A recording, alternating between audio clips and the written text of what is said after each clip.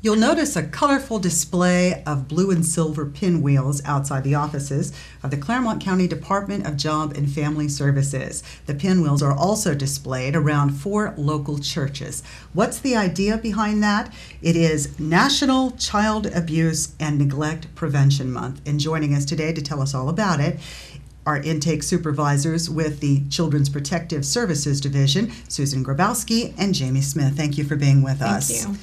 What's the idea behind the pinwheels? Why the pinwheels? Pinwheels are a dramatic way to bring attention to Child Abuse Prevention Month. They're very colorful. When you drive by them, they catch your eye, and it focuses your attention back to our sign, which is Prevention Child Abuse Month. Each pinwheel represents a report that's been made to Children's Services. Why is this type of an event so important to the community, Jamie? Why do we need to get that message out that this is a specific month dedicated to this? Just to bring awareness to the fact that children are abused and neglected, even close to your home, and children that you come in contact with. And it's important that if you notice that, to make a report to our agency. And certain people will say, well, you know, it doesn't happen here. That happens in those other neighborhoods. What's the reality? It happens everywhere. It could be your neighbor, it could be someone at school, someone through your church. It happens everywhere. I don't think there's any line to draw as to where it happens and where it doesn't happen. When it comes to abuse and neglect cases, what are we seeing locally? We've seen an increase in parents who are using drugs. It's affecting their ability to take care of the children. We've also had a lot of babies born positive for drugs.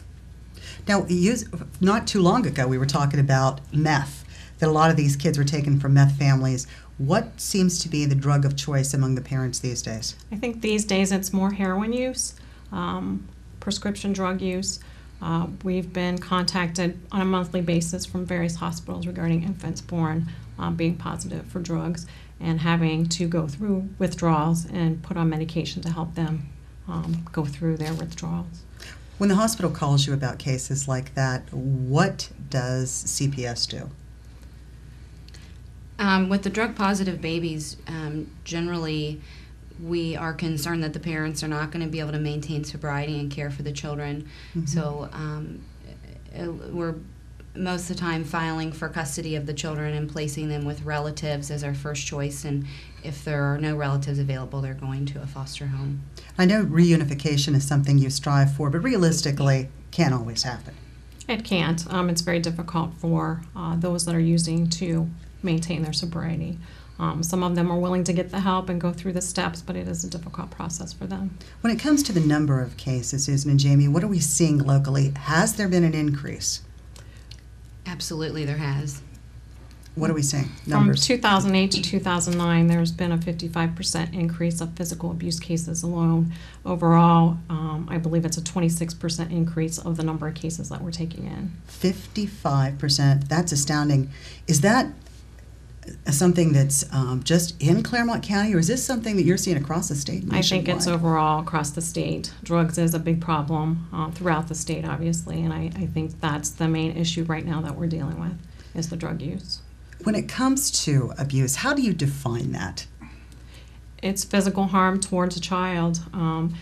When you say that, you think of a child being beaten. Mm-hmm. We look at those cases if the child has physical evidence of abuse, if the child has bruises from being disciplined, that would be something that we would investigate. Parents are allowed to spank their children to discipline them, but they have to be careful in not crossing that line. How do you get most of your referrals? Are they made by somebody picking up the phone anonymously? Are they people in schools? Most of our referrals come in by phone. We do get a lot of reports from schools and counselors, but also friends and families and neighbors. When is it time for somebody to pick up that phone and make that call? I would say anytime that you're concerned about a child, anytime you suspect that something's going on, and the child may need someone to advocate for them or come out and check on the situation, pick up the phone and make that phone call. And reality is, Susan, I know we've all been hearing this about budget cutbacks. So while we've got these cases going up, you have fewer workers to handle all of Correct, this. and we're still mandated to make those contacts we're mandated, we're the mandated agency to conduct investigations of child abuse or neglect, so we're still expected to make our time frames and making contacts with families. We have been put on furlough days, which sometimes makes it difficult for us to be able to maintain the requirements that we're required to fulfill with investigations. I was just wondering, like, case-wise, are you, the average person, maybe the social worker, seeing a doubling of their case loads from what they were maybe a few years ago? I don't see it doubling. We are now at full staff. In a couple weeks, we'll be full staff. We have 6 investigators in the north of the county, 6 in the south, and they maintain anywhere from 13 to 15 cases a month each.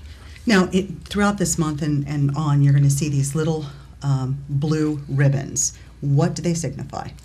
This information we're passing out to the local churches that are participating in our pinwheel prevention campaign.